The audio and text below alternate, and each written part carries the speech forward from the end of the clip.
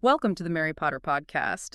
This week, we're performing a magical probe, into the fascinating world of wizarding flash fiction. You shared some seriously intriguing story ideas with us, and, well, we've selected two that we think you'll find pretty captivating. Get ready to dive into tales of hidden strengths and those secret magical worlds that might just exist beyond our perception. I'm really excited to explore these stories with you. I think we have two very distinct tales that offer a lot to unpack, particularly in terms of how magic and internal strength are revealed. Okay, so first up we have Bewitched Battles. Now, this flash fiction story centers on a young witch named Willow, whose magic leans towards the gentle arts. Right, soothing balms, whisper spells, encouraging growth, that sort of thing. Exactly, very much a sort of like a nurturing, life-giving kind of magic. But then things take a turn, right? Menacing shadow creatures emerge from this place called the Hollow Woods, and Willow is forced to confront her pacifist beliefs and well, she discovers a warrior within, which I think is a really interesting concept, wouldn't you say? Oh, absolutely. It's this inherent tension between who she is at her core, a peace-loving, nurturing individual, and the threat she's suddenly facing that makes this so compelling. This really gets at the heart of the question, where does true strength come from? Can it emerge from even the gentlest of hearts? Yes, and the story does such a great job of highlighting this contrast. Right from the start, we see Willow's aversion to combat magic. The story emphasizes her preference for, those soothing balms, whisper spells, and how she uses her magic to help flowers bloom early.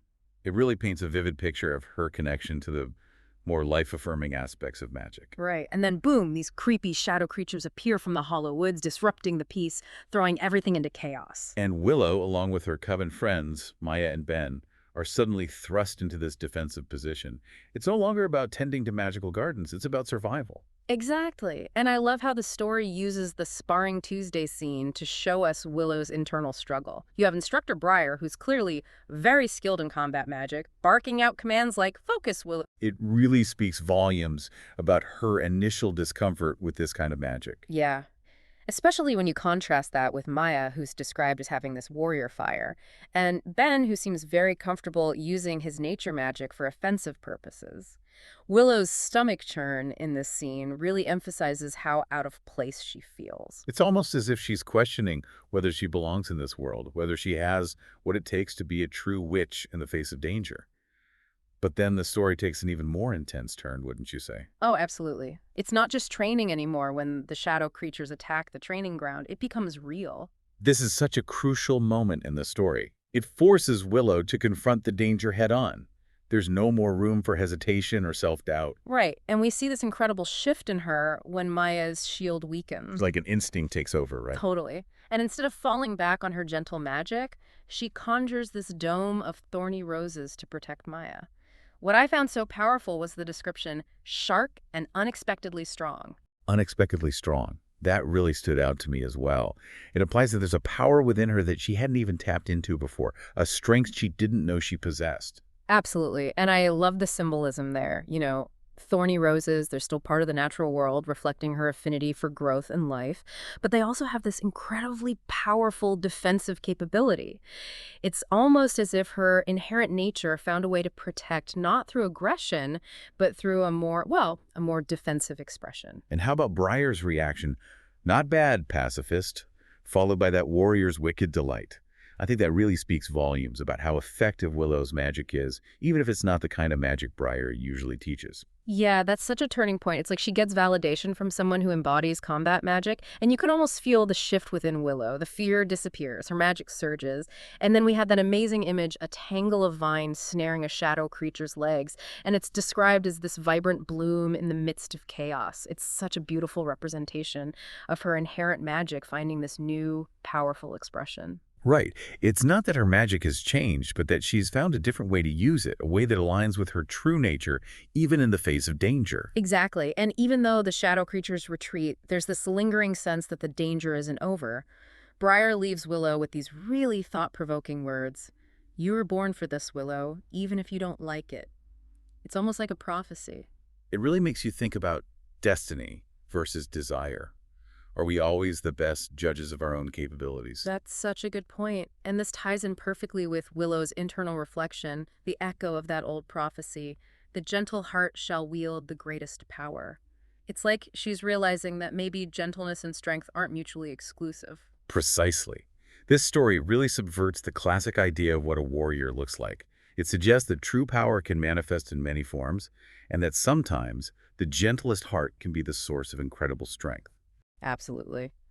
Okay, so let's shift our magical probe now and dive into our second story, The Spellbinder's Secret. This story introduces us to Jake, who's a streetwise mentalist, making a living by reading people. What were your initial impressions of him? I was immediately drawn to how grounded Jake is.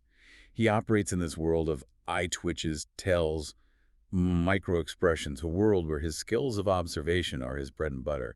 He feels very relatable, just a regular guy trying to make his way. And his motivations are so down to earth, right? Comic books and pizza, nothing grand or heroic. Exactly. He's not seeking out adventure or glory. He's just trying to get by. But then this lady in the expensive heels shows up with a case, a lost heirloom.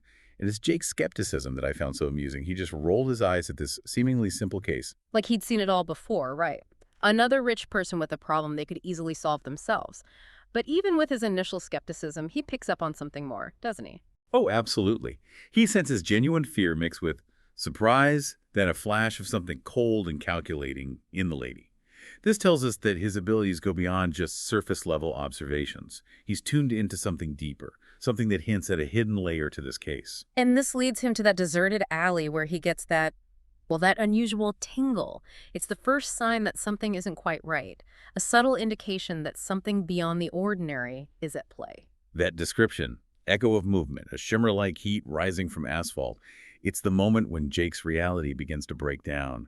His heightened senses allow him to perceive this anomaly, this glitch in the matrix, so to speak. And then he sees the thief clutching the necklace, only to have the thief vanish into thin air. It's such a pivotal moment in the story. It's where magic, real magic, intrudes into Jake's world. The poof and that ozone tang, it defies any rational explanation he might have had. And what's so fascinating is how he responds. He doesn't retreat or deny what he's seen. Instead, there's this new thrill that takes hold of him. It's like a whole new world of possibilities has opened up to him. And his mentalist skills, which were once focused on the mundane, become his tools for navigating this new reality. He starts following rumors and whispers, seeking out underground magic shows, looking for anything that can help him make sense of what he's experienced. He's still an investigator at heart, but the game has changed. And his senses adapt as well. He hones his abilities to sense the prickle of a hidden spell, the subtle hum of a concealed portal.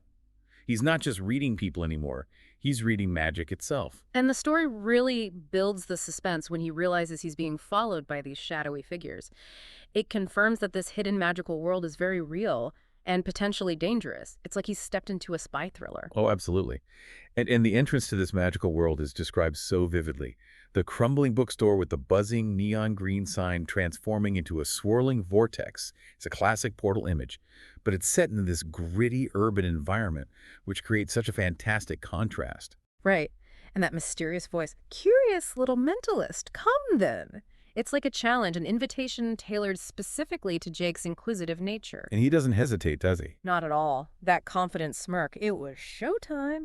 It suggests that he's ready to use his skills in this new arena. He's not just a spectator anymore, he's a participant. And then boom, the portal closes behind him, leaving us hanging, wondering what he's going to encounter on the other side. The Spellbinder's Secret so brilliantly blends elements of film noir with fantasy, creating a really compelling mystery. It makes you wonder what hidden layers exist in our own world, and how might seemingly ordinary skills be extraordinary in different contexts. So both of these stories, though very different in their setting and characters, raise similar questions about hidden potential and the unexpected ways in which we discover our strengths. Willow's journey is about embracing a power that might not align with her initial beliefs, while Jake's story is about how curiosity and a sharp mind can lead to extraordinary adventures. It makes you wonder, what seemingly ordinary skills might we possess that could unlock hidden worlds or lead us to unexpected destinies? We hope this magical probe into these Wizarding World flash fiction stories has sparked your imagination and maybe even inspired you to consider the potential for hidden strengths within yourself. Keep an open mind to the unexpected magic that might be lurking just beneath the surface of the everyday. You never know what adventures await. Join us next time on the Mary Potter podcast as we delve into another captivating tale from the Wizarding World of flash fiction. Don't forget to rate and follow the show for more enchanting stories.